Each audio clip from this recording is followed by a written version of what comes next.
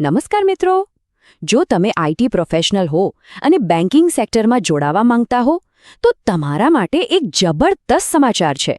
Bank of Baroda એક મોટી ભરતી લઈને આવ્યું છે. ચાલો આ સુવર્ણ તક વિશે બધી જ વિગતો જાણીએ. તો સૌથી પહેલાં તો વાત કરીએ જગ્યાઓની. અને આંકડો નાનો સૂનો નથી.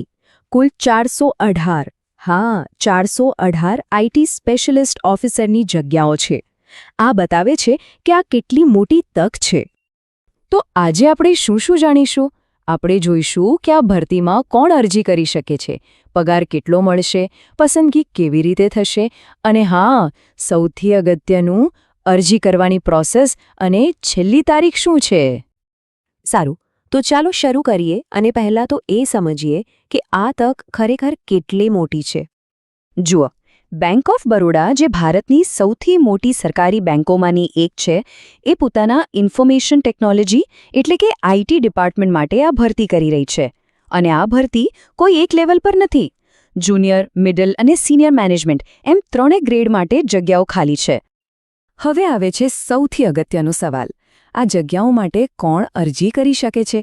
ચાલો એના માટેના જે પણ નિયમો છે, જે યોગ્યતાના માપદંડ છે, એને બરાબર સમજી લઈએ. સૌથી પહેલી અને ફરજિયાત શરત છે શૈક્ષણિક લાયકાત. ઉમેદવાર પાસે બીઈ, બીટેક, એમટેક, એમઈ કે પછી એમસીએ જેવી ડિગ્રી હોવી જોઈએ. અને એ પણ ધ્યાનમાં રાખજો કે આ બધી ડિગ્રી ફૂલ ટાઈમ અને માન્ય યુનિવર્સિટીમાંથી હોવી જોઈએ. જે ફિલ્ડ છે એ છે કમ્પ્યુટર સાયન્સ, આઈટી અથવા ઇલેક્ટ્રોનિક્સ અને કોમ્યુનિકેશન. ખાલી ડિગ્રી જ નહીં, અનુભવ પણ જરૂરી છે. ચલો આ ટેબલમાં જોઈએ.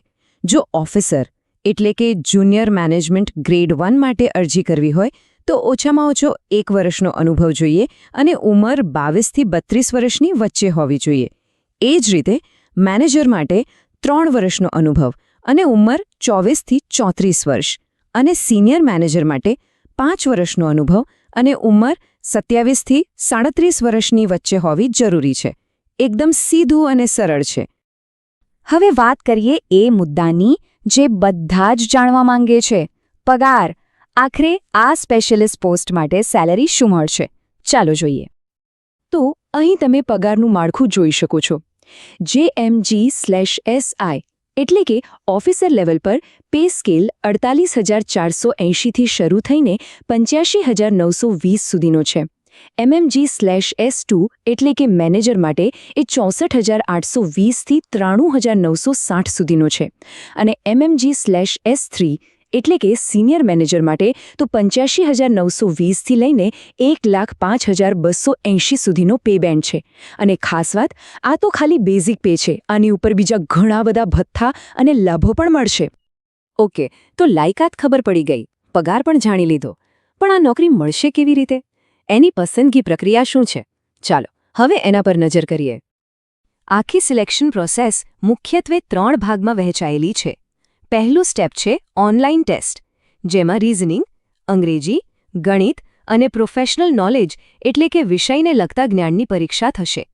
જે લોકો આ ટેસ્ટ પાસ કરશે એમના માટે બીજું સ્ટેપ હશે સાયકોમેટ્રિક ટેસ્ટ.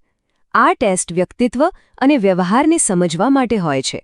અને છેલ્લે ફાઇનલ સ્ટેજમાં હશે ગ્રુપ ડિસ્કશન અથવા પર્સનલ ઇન્ટરવ્યૂ, જેના આધારે અંતિમ પસંદગી થશે. ચાલો હવે આપણે સૌથી છેલ્લી પણ એટલી જ મહત્વની વાત પર આવીએ. અરજી કેવી રીતે કરવી, ફી કેટલી છે અને સૌથી અગત્યનું, કઈ તારીખ સુધીમાં અરજી કરવાની છે. તો અરજી કરવા માટે ફી પણ ભરવાની રહેશે. જો જનરલ, EWS કે OBC કેટેગરીમાં આવતા હો તો ફી 850 રૂપિયા છે. અને SC, ST, દિવ્યાંગ ઉમેદવારો અને મહિલાઓ માટે ફી ફક્ત 175 રૂપિયા રાખવામાં આવી છે. આની ઉપર જે ઓનલાઈન પેમેન્ટ ગેટવે ચાર્જ હોય એ અલગથી લાગશે. અરજી કરવાની પ્રોસેસ એકદમ સીધી સાદી અને ઓનલાઈન છે. સૌથી પહેલાં બેંક ઓફ બરોડાની ઓફિશિયલ વેબસાઇટ પર જવાનું છે. ત્યાં બેઝિક વિગતો ભરીને રજિસ્ટ્રેશન કરવાનું.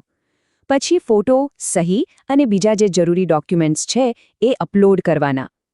એ પછી ઓનલાઈન ફી ભરી દેવાની અને બસ ફોર્મ સબમિટ કરીને એની એક કોપી તમારી પાસે પ્રિન્ટ કરી લેવાની, જેથી ભવિષ્યમાં કામ લાગે. હવે આ તારીખો ખાસ નોંધી લેજો. કેલેન્ડરમાં માર્ક કરી લેજો.